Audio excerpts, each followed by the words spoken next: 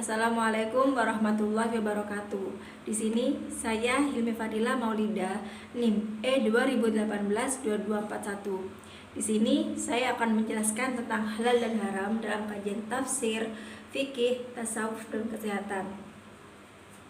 Spesifik lagi, di sini saya akan membahas tentang makanan dan minuman yang dihalalkan dan juga diharamkan. Mengapa saya memilih makanan dan minuman? Karena makanan dan minuman adalah sesuatu yang masuk ke dalam tubuh kita, sehingga haruslah kita menjaga dari kehalalannya tersebut. Perlu kita ketahui, seluruh barang atau zat yang ada di permukaan bumi, itu hukumnya halal, terkecuali ada larangan hukum syara atau mudaratnya. Yang pertama saya akan membahas dalam kajian tafsir. Allah berfirman dalam surat Al-Maidah ayat 3 yang berbunyi, A'udzu billahi minasyaitonir rajim. Hurrimat 'alaikumul maitatu wad-damu wa lahmul khinziri wa ma uhilla lighairillahi bihi wal munkhaniqatu wal mawqudatu wal mutaraddiyatu wan natiyatu wa ma akalas sabu ila ma dakaitum wa ma tubiha lan nusubi wa antas taqsimu bil azlam dalikum fix al yawma ya'isal ladina kafaru min dinikum fala takhshawhum wakhshawun al-yawma akmaltu lakum dinakum wa atmamtu alaikum ni'mati wa raditu lakumul islam madina faman ittara fi makhmasatin ghairu mutajanifil ismin fa innallaha ghafurur rahim. Shadaqallahul adzim. Nah, dalam surat Al-Maidah ayat 3 itu berarti diharamkan bagimu memakan bangkai, darah, daging babi dan daging hewan yang disembelih bukan atas nama Allah, yang tercekik, yang dipukul, yang jatuh, yang ditanduk dan yang diterkam binatang buas kecuali yang sempat kamu sembelih. Dan diharamkan pula yang disembelih untuk berhala. Dan diharamkan pula mengundi nasib dengan azlam atau anak panah, karena itu suatu perbuatan fasik. Pada hari ini orang-orang kafir telah putus asa untuk mengalahkan agamamu. Sebab itu, janganlah kamu takut kepada mereka, tetapi takutlah kepadaku. Pada hari ini, telah aku sempurnakan agamamu untukmu, dan telah aku cukupkan nikmatku bagimu. Dan telah aku ridhoi Islam sebagai agamamu. Tetapi, barang siapa yang terpaksa karena lapar, bukan karena ingin berbuat dosa, maka sungguh Allah Maha Pengampun dan Maha Penyayang. Dalam tafsir Jalalain dijelaskan, hurrimat 'alaikumul maitatu, yang berarti diharamkan bagimu bangkai. Nah, di sini tafsir dari bangkai yaitu dilarang untuk memakannya. Wad-damu, darah yang mengalir seperti pada binatang ternak. Walahmul khinziri wa ma uhilla lighairillahi bi, daging babi, hewan yang disembelih bukan karena Allah. Nah, misalnya di sini bukan disembelih karena Allah, yaitu disembelih atas nama selain Allah. Wal munkhaniqatu, yaitu yang tercekik. Nah, yang tercekik di sini adalah hewan yang mati dengan tercekik dan kita belum sempat membunuhnya. Wal mauqudatu, yaitu yang dipukul. Yang dipukul sama seperti yang tercekik, yang dibunuh dengan jalan memukulnya. Wal mutaraddiyatu, atau yang jatuh. Nah, yang jatuh ini misalnya dari atas jurang, yang jatuh dari atas ke bawah dan ke bawah lalu mati. Wan natihatu, yang ditanduk, yang mati karena tandukan yang lainnya. Wa ma akalas sabu ila ma dakaitum, yang diterkam oleh binatang buas kecuali yang sempat kamu bunuh. Maksudnya yang kamu dapati dari bernyawa, dari macam-macam yang disebutkan itu lalu kamu sembelih, itu tidak. Wama tubiha ala nusubi, dan yang disembelih atas nama an-nusubi, berhala, yaitu jamak dari nisab yang artinya patung. Wa antas taqsimu, dan mengundi nasib, artinya menentukan bagian dan keputusan. Bil azlam, dengan anak panah. Azlam jamak dari zalam atau zulam, artinya anak panah yang belum diberi bulu dan ujungnya tidak bermata. Anak panah ini ada 7 buah, disimpan oleh pengurus Ka'bah dan padanya terdapat tanda-tanda. Maka tanda-tanda itulah yang mereka ambil sebagai pedoman. Jika disuruh mereka lakukan dan jika dilarang, mereka hentikan. Dalikum fix, yaitu demikian itu adalah kefasikan. Artinya kefasikan menyimpang dari ketaatan.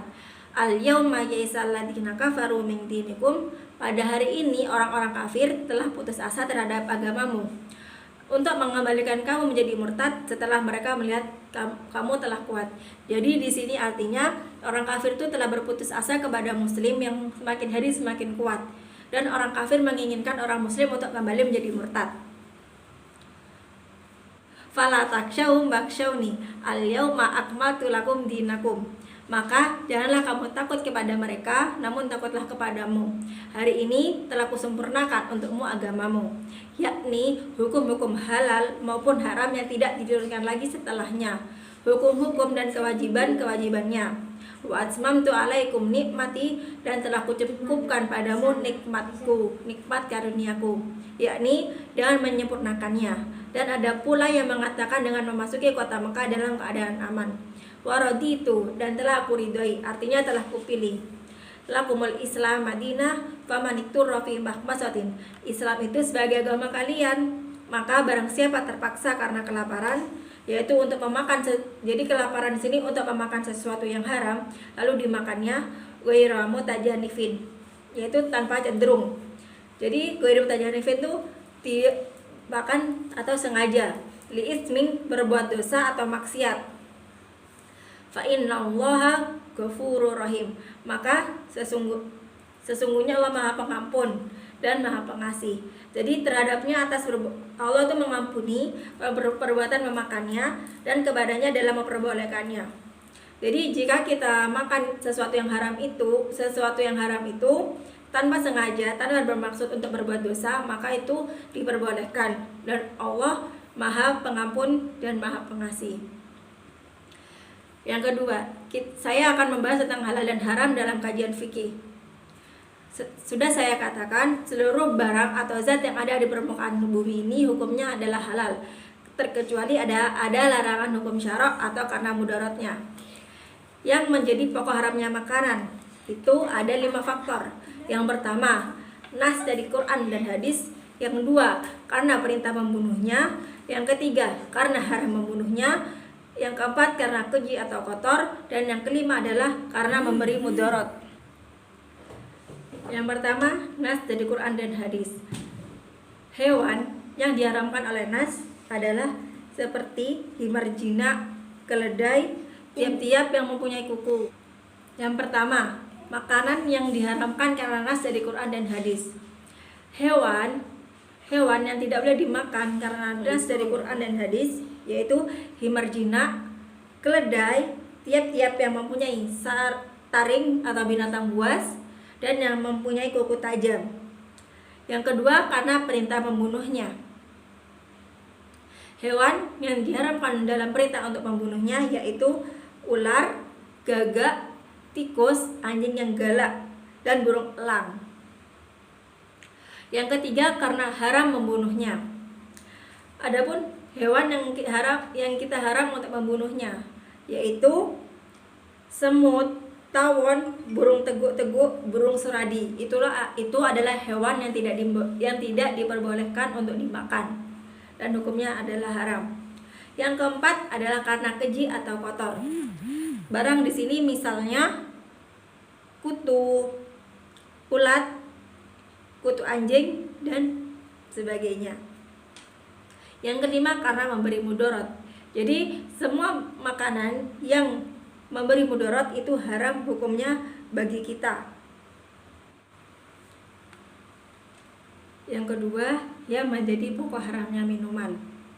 Di sini saya akan menjelaskan yang menjadi pokok haramnya minuman dari beberapa faktor. Yang pertama adalah nas dari Quran dan hadis. Yang kedua, memabukkan dan beralkohol. Yang ketiga, sari jus dari 2 campuran. Yang keempat, air susu hewan yang tidak boleh dimakan dagingnya. Yang kelima, ini berbahaya bagi tubuh. Yang keenam, seluruh hisapan yang berasap. Dan yang terakhir, apa yang diperbolehkan hanya untuk orang yang terpaksa. Yang pertama, saya akan menjelaskan. Yang menjadi pokok haramnya minuman adalah yang pertama, nas dari Quran atau hadis. Di sini dimisalkan homer atau minuman keras. Allah berfirman dalam surat Al-Maidah ayat 90, A'udzu billahi minasyaitonir rajim. Ya ayyuhalladzina amanu innamal khamru wal maisir wal ansabu wal azlam Innamal khamru wal maisir wal azlamu rijzum min amali syaitani fajtanibu la'allakum tuflihun. Yang artinya, hai orang-orang yang beriman, sesungguhnya meminum khamr, berjudi atau berkorban untuk berhala, mengundi nasib dengan anak panah adalah termasuk perbuatan setan. Maka jauhilah perbuatan-perbuatan itu agar kamu mendapat keberuntungan. Itu adalah contoh dari nas Quran dan hadis. Yang kedua, memabukkan atau alkohol. Seluruh jenis yang memabukkan, seluruh jenis minuman yang memabukkan itu adalah haram. Seperti berdasarkan sabda Nabi SAW, kullu muskirin khamrun wa kullu khamrin haram. Yang artinya, seluruh jenis minuman yang memabukkan itu adalah khamr, dan seluruh jenis khamr itu haram. Hadis riwayat Ibnu Majah dan Ahmad. Yang ketiga adalah sari jus dari 2 campuran. Nah, jus di sini yaitu jika ada kurma muda yang berwarna merah atau kuning dengan kurma basah dicampur dalam satu wadah dan diberi air ke dalamnya hingga menjadi minuman manis, itu haram hukumnya, baik memabukkan atau tidak. Karena hukum Nabi Muhammad SAW melarang hal itu sebagai sabdanya, la tantabidul zahwa warutba jami'an wala tantabidu zabiba jami'an walakin tabidu kullu wahidin minhuma ala hiddatihi. Artinya, janganlah kalian membuat minuman dari kurma zaut dengan kurma rut atau kurma basah secara keseluruhan, dan jangan pula kalian membuat minuman kismis atau anggur kering secara bersamaan, akan tetapi buatlah minuman masing-masing dari keduanya tersendiri. Hadis riwayat Muslim dan Ad-Darimi.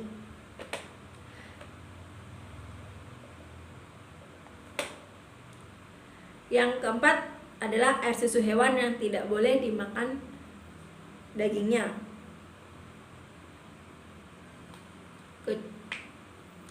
Yang kelima adalah yang berbahaya bagi tubuh. Nah, segala yang berbahaya bagi tubuh itu kan akan membawa mudarat, sehingga itu menjadi haram, seperti gas. Yang kelima yaitu seluruh hisapan yang berasap, contohnya ganja, heroin. Dan yang terakhir, apa yang diperbolehkan hanya untuk orang yang terpaksa. Nah, jika ada seseorang yang tersedak dan itu hanya bisa disembuhkan dengan minuman keras, maka yang terakhir adalah apa yang diperbolehkan hanya untuk orang yang terpaksa. Misalnya, jika ada seseorang yang tersedak dan menimbulkan kematian, namun menyelamatkan nyawanya hanya dengan minuman keras, maka di situ minuman keras halal hukumnya, namun hanya sebatas hingga seseorang itu selesai tersedaknya. Yang terakhir, haram karena sifatnya. Adapun binatang terbagi menjadi yang boleh dimakan dan haram dimakan. Di antaranya penyembelihan yang di dalamnya juga terdapat syarat-syarat penyembelih, alat dan binatang yang disembelih. Yang kedua, binatang yang tidak disembelih karena syarak kecuali 2 bangkai, yaitu ikan dan belalang. Yang ketiga, binatang yang disendirikan dan halal jika dimakan kecuali cicik. Yang keempat, tidak semua bagian hewan itu halal. Jadi misalnya yang terakhir ini, tidak semua bagian hewan halal, karena ada beberapa bagian hewan yang haram untuk dimakan.